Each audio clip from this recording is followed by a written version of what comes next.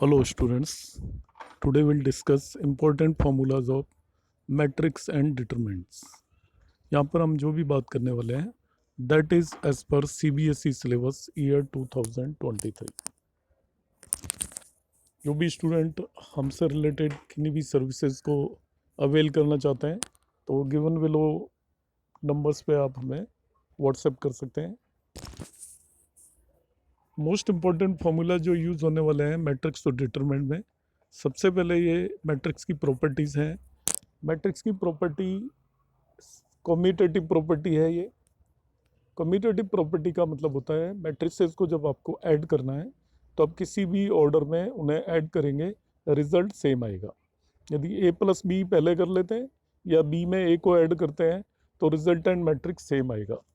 Second one property को इसको हम एसोसिएटिव प्रॉपर्टी बोलते हैं.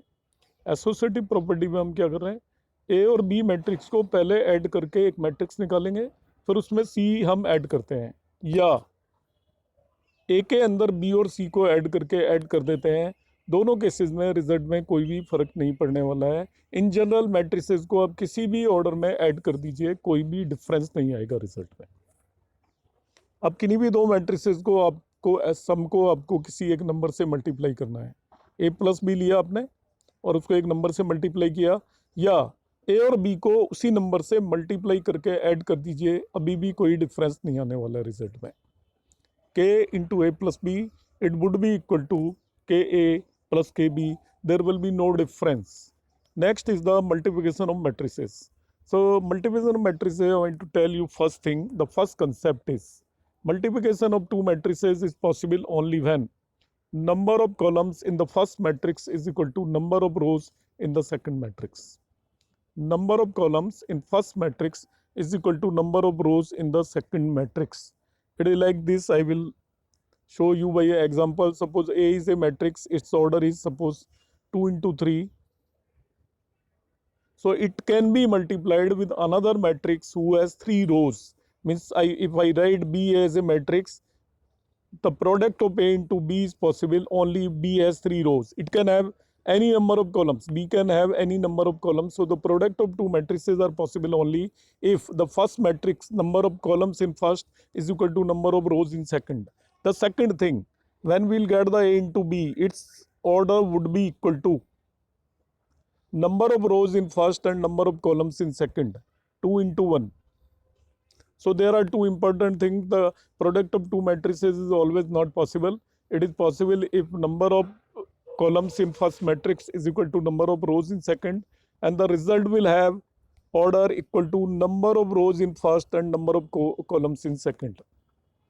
दूसरी बात, टू मैट्रिसेस का प्रोडक्ट यदि ए बी पॉसिबल है तो जरूरी नहीं कि बी ए पॉसिबल हो. इस केस में बी ए पॉसिबल नहीं है. आप देख लीजिएगा, यदि बी को मैं फर्स्ट मैट्रिक्स मानता हूँ, ए को सेकंड मैट्रिक्स मानता हूँ, तो बी में नंबर ऑफ कॉलम्स 1 है और ए में नंबर ऑफ रोज 2 हैं. दोनों इक्वल नहीं है तो बी इंटू ए पॉसिबल नहीं होगा. तो whenever A B is possible, it is not necessary that B A is also possible. Okay, next thing will कम.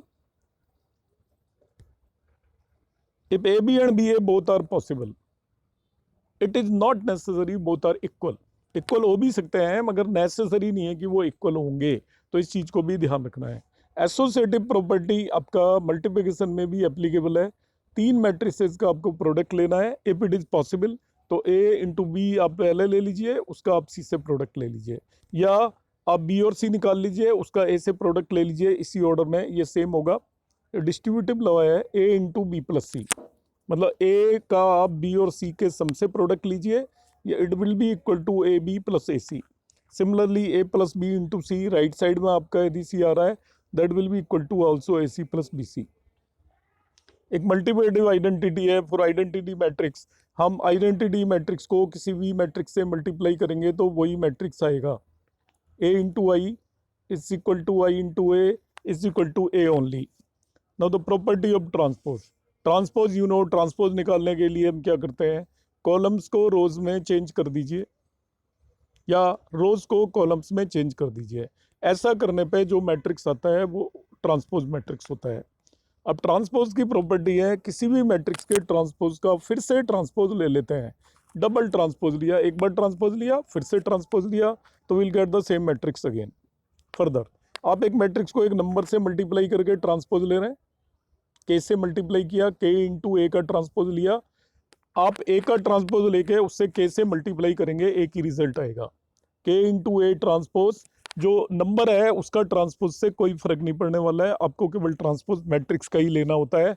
तो हम पहले उसको मल्टीप्लाई करके ट्रांसपोज ले लें या ट्रांसपोज लेके मल्टीप्लाई कर लें, एक ही रिजल्ट आएगा। A plus B whole transpose, दो मैट्रिक्स के सम का ट्रांसपोज यदि लेना है तो वो A transpose plus B transpose होगा, या इसका ऑर्डर बदल भी देते हैं तो कोई फर्क नहीं पड़ेगा, अब B transpose plus A transpose भी लिख सकते हो। मगर ये ध्यान रखना है, this is important thing, A into B whole transpose, आप दो मैट्रिसेस के प्रोडक्ट ए इंटू बी का ट्रांसपोज ले रहे हो, that will be equal to होगा B transpose into A transpose. Take care of this, यहाँ पे ऑर्डर अपोजिट हो गया है, रिवर्स हो गया है। प्रोडक्ट के केस में यदि आप ट्रांसपोज ले रहे हो, A B whole transpose will be B transpose into A transpose. Come to the next property, symmetric and skew symmetric matrix.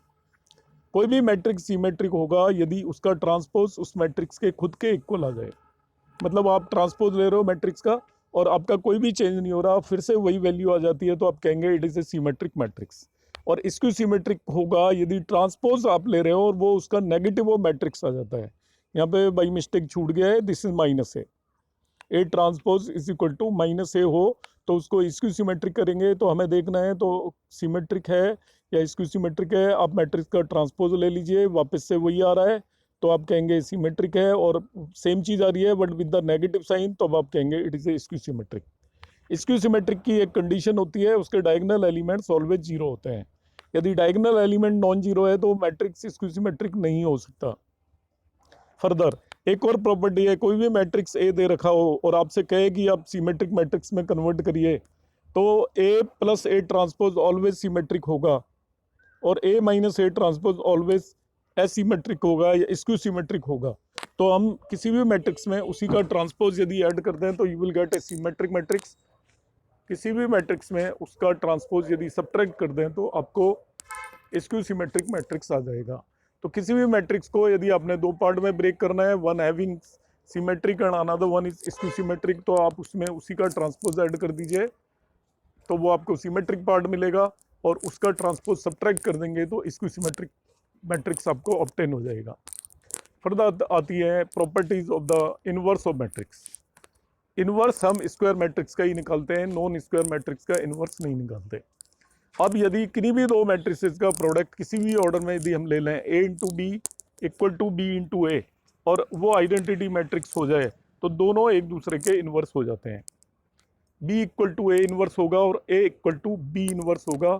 If product of two matrices is identity matrix, it means both are inverse of each other. A into A inverse always identity matrix होता है, इसलिए आपका A B और B A equal to identity matrix हो तो आप लिख सकते हैं A inverse is equal to B and B inverse is equal to ए, दोनों एक दूसरे के इनवर्स होंगे। प्रॉपर्टीज ऑफ इनवर्स की हम बात कर लेते हैं। For a matrix A inverse is unique, मतलब एक से ज़्यादा इनवर्स निकल नहीं सकते किसी भी मैट्रिक्स के। फर्दर यदि मैट्रिक्स के इनवर्स का फिर से इनवर्स ले लिया जाए ट्रांसपोज की तरह ही, तो वापस से आपको सेम मैट्रिक्स ऑब्टेन हो जाता है। एक बार इनवर्स लिया, जो मैट्रिक्स आया उसका फिर इनवर्स ले लीजिए, so you are going to get the same matrix again। एक और, आप एक मैट्रिक्स को एक नंबर k से मल्टीप्लाई करके उसका इनवर्स ले रहे हैं, k a होल इनवर्स, तो ये याद रखना है it will be equal to 1/k of a inverse होगा। It will be equal to 1/k of a inverse होगा, मतलब आप मल्टीप्लाई करके a इनवर्स निकाल रहे हैं, k a का इनवर्स फाइंड आउट कर रहे हैं, that will be equal to 1/k of a inverse होगा। फर्दर के ट्रांसपोज हमने अलग तरीके से किया था, ट्रांसपोज के केस में ऐसा नहीं था। ट्रांसपोज के केस में it will be K into A transpose होगा, so this is very important property. फिर फर्दर ये प्रॉपर्टी भी यूज होती है, fourth one, A inverse whole transpose is equal to A transpose whole inverse. मतलब आप इनवर्स लेके ट्रांसपोज निकालिए या ट्रांसपोज का इनवर्स निकाल लीजिए। ये बहुत बार यूज होती है, जो सॉल्विंग द इक्वेशंस के केस में ये प्रॉपर्टी यूज होती है। वो क्वेश्चन में एक मैट्रिक्स दे देगा, कहेगा इसका इनवर्स फाइंड आउट करिए, और यूजिंग दैट आप तीन इक्वेशंस का सॉल्यूशन निकालिए एक्स वाई जेड का। जब 3 इक्वेशंस का जब सोल्यूशन निकालोगे वहाँ पे जो मैट्रिक्स आ रहा होगा वो प्रीवियसली जो ए मैट्रिक्स दे रखा होगा उसका एक्चुअली ट्रांसपोज होगा। तो आपको कभी भी ट्रांसपोज का इन्वर्स चाहिए तो आप इन्वर्स का ट्रांसपोज कर दीजिए। ट्रांसपोज का इन्वर्स चाहिए तो you get inverse and take transpose of this. फिर A plus B whole inverse, यहाँ पे आपका आप A inverse plus B inverse लिख सकते हो या B inverse plus A inverse लिख सकते हो, कोई फर्क नहीं पड़ने वाला। मगर A into B whole inverse is equal to B inverse into A inverse होगा। ट्रांसपोज में भी सेम प्रॉपर्टी हमने आपको बताई थी। अब ये कुछ एक इंपॉर्टेंट प्रॉपर्टीज हैं जिन पे बेस्ड डायरेक्टली 1 मार्कर आते हैं आपके एग्जाम में सीबीएसई के अंदर डिटरमिनेंट्स की। Determinant of identity matrix always 1 होता है, चाहे वो मैट्रिक्स किसी भी ऑर्डर का हो, आइडेंटिटी मैट्रिक्स का। Determinant of transpose and matrix always same होता है, मतलब ट्रांसपोज का डिटरमिनेंट निकालिए या मैट्रिक्स का वो डिटरमिनेंट निकालिए। Further determinant of A into B is equal to determinant of A into determinant of B होगा। This is a very important property used in the many questions और इस पे बेस्ड 1 मार्कर कई question आते हैं। Determinant of A B is equal to determinant of A into determinant of B होगा। Determinant of A inverse याद रखना, ये आपका मल्टीपल चॉइस क्वेश्चन है एनसीईआरटी के अंदर भी। Determinant of A inverse is equal to 1 upon determinant of A होगा। Determinant of A inverse is equal to 1 upon determinant of A. Next one है आपका determinant of K into A, मतलब आपने एक मैट्रिक्स ए को किसी number से multiply कर दिया है, that will be equal to K raise to power N into determinant of A where N is the order of matrix. Suppose 2 into 2 matrix है तो के स्क्वायर आएगा, 3 इंटू 3 मैट्रिक्स है तो के क्यूब आएगा। तो determinant of K into A is equal to K raise to power N into determinant of A. ऐसे बहुत सारे क्वेश्चन एग्जाम में आते हैं, मैं बताता हूँ किस तरीके के क्वेश्चन आते हैं कि ए एक मैट्रिक्स है आपका 2 इंटू 2 ऑर्डर का और डिटरमिनेंट ऑफ ए की वैल्यू हो गई 5। आपसे वो फाइंड आउट करवाएगा 2 इंटू ए डिटरमिनेंट की वैल्यू, 2a डिटरमिनेंट। मैं एग्जांपल समझाता हूँ, देखिए यहाँ पे किस तरीके का क्वेश्चन आएगा। इस पे बेस बहुत सारे क्वेश्चन आते हैं, like determinant of A is given equal to 5 और ए का ऑर्डर दे दिया 2 इंटू 2। आपसे कहेगा 2a की वैल्यू निकालिए, तो आपको ये ध्यान रखना है it will be equal to 2 raise to power 2 into determinant of A आ जाएगा। डिटरमिनेंट ऑफ ए ऑलरेडी 5 दे रखा है। अब ये मैं 2 रेज टू पावर 2 क्यों लिखा है, क्योंकि अब फॉर्मूला है K raise to power N.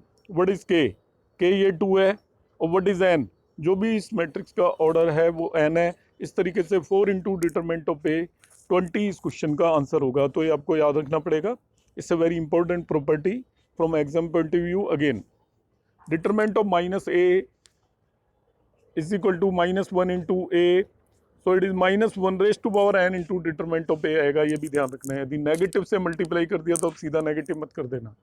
Suppose वो 2 इंटू 2 मैट्रिक्स है और आपने पूरी मैट्रिक्स को नेगेटिव से मल्टीप्लाई कर दिया तो उसका डिटरमिनेंट वही आ जाएगा। एक प्रॉपर्टी है adjoint of A into A is equal to A into adjoint of A is equal to determinant of A into identity matrix. Further ये जो मैं नेक्स्ट फॉर्मूला है इस पे बेस्ड क्वेश्चंस आते हैं बहुत सारे एग्जाम में। Determinant of adjoint of A is equal to determinant of A raise to power n-1 है, पावर में n-1 है। Determinant of A raise to power n-1, adjoint of A determinant is equal to determinant of A raise to power n-1 होता है, where n is the order of determinant. देखिए मैं बताता हूँ ये क्वेश्चन किस तरीके से आएगा। सपोज एक डिटरमिनेंट ऑफ ए की वैल्यू आपको दे दी 25 और मैट्रिक्स ए का ऑर्डर दे दिया आपको 2 इंटू 2। आपसे क्या गया एडजॉइंट ऑफ ए की वैल्यू बताइए अब डिटरमिनेंट। सो हम ये फॉर्मूला यदि आपको याद है तो अब 1 मिनट में कैलकुलेट कर देंगे। ये हो जाएगा determinant of A raise to power n-1, N order है तो determinant of A raise to power 2-1 means it is equal to determinant of A हो जाएगा ओनली। और 3 इंटू 3 ऑर्डर होता तो determinant of A whole square हो जाता है एडजॉइंट ऑफ ए। तो इस तरीके से हम इस क्वेश्चन को सॉल्व कर सकते हैं। आप ये सभी फॉर्मूले अच्छे से नोट कर लें और इन्हें रिवाइज करें 1 या 2 बार, आपको याद होंगे। तो जितने भी 1 मार्कर आपके क्वेश्चन एग्जाम में आते हैं वो सारे के सारे 1 मार्कर इन फॉर्मूलों पे बेस्ड होंगे, तो आप उन्हें इजीली कर पाएंगे। Thank you for watching.